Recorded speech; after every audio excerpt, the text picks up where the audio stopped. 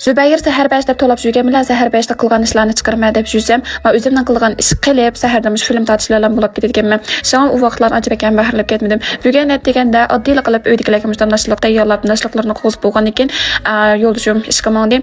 Meniki bugun darsim bor. Turgan bir kun dars bo'ldi. Bugun mo yana bir kunlik dars uchun mandi. Zübeyir o'g'limni yesliga tashlab, Zuliyar o'g'limni men qo'ltiqqa qustirib, mangdagan gap. Shundan bu Zuliyar o'g'limniki o'yinchiqlari, yeydigan bijimlari, ishki to'tal non, ishki to'tal prani degan bijimlarni bilib elib mandimda. Darsxona qilib qolsam shuni beraman. Ko'pincha anlamadim, nima o'ginisiz, qanday o'ginisiz, nereden o'ginisiz deb so'raysizlar. Albatta nima o'ginatdi, setishni o'ginaman. O'zimning kasbimga aloqador munosabatli bo'lgan bilimlarni o'ginaman, do'yinish bilan hollarni o'ginaman. O'zimningki o'zimga kuchli bo'lgan guruhim bor. Guruhimdagi hamkorlashlarimni yaxshi tarbiyalash uchun men cho'qim albatta o'ginishim kerak-da. O'rgangan chog'da ondan o'rgatkili bo'ldi. Bilgan chog'da qig'il bo'ladi ham qilg'uzg'il bo'ladi. Mayli nima bo'lmasin, turmush qanday pozitsiya tutishni, o'z tirikchiligim orqali hayotga qanday yo'llanishni, eng muhimi shuki, shu o'ginishlarim, izlanishlarim orqali bolarimga ta'sir qila oladigan ona bo'lishni o'ginaman. Eng avvaliy ham afzali o'zimizni yaxshilash, o'zimizga e'tibor berish. Inson o'zini yaxshilash bilan mashg'ul bo'lganda boshqalar haqida ortiq so'z ham gumondan jiroq bo'ldi.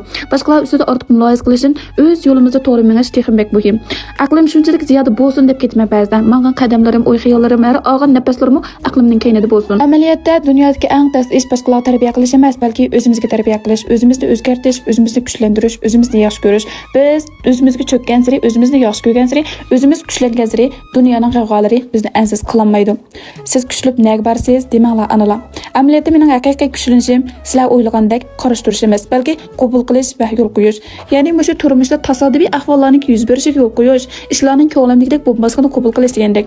Bu hargizmi men atrofimdagi ishlar bilan qarib bo'lmaydi, yolg'iz yashaymaydiganligim emas, balki turmushimda yuz bergan o'zgarishlardan tashvishlanmayman, qo'rqmayman deganimdir. Bolaning o'tida kuyib turmushning suyida ekayotgan jafokash sevimli onalar, cho'qim kuchlik bo'linglar, har ishinglar yaxshi bo'lib ketsin. Bugun mush Zuliyar bilan bu yerda qanchalik jafo tortganimni o'zim bilmanda, hozirgacha bunday darsxonalarda qolib qolmaydi bu bolalarım. Har qatim darsxonalarga borsak faqat o'zining ishi bilan bo'ladi. Abdurahmon doktorning darslarini atrofida cho'gilab yurib, ashta qilatdi-da, menda men kirishib bilib, men xap qilib qolmaydi. Chiqib bugun faqat kayfiyat yaxshi emas, bolamning sirtga kirma, ichiga kirma, mushta qilib yurib, azroq tashkilab sog'ami bo'ldim. So'qishma qoldi o'qishimiz, xaplab qeydishma qoldik. Keynimizda qilishib o'tirib birsimizga. Bu darsni qabul qilgan yerlarni qabul qilib, yetakchi bilan o'tirib munoziralashib, fikrlashib, o'zimdagi kamchiliklarni boyqab, negizini menga qashlab, xayrini xotirga qashlab degandek. Bu 2 kunlik darsni nihoyatda yaxshi o'ng'ishliq bo'ldi.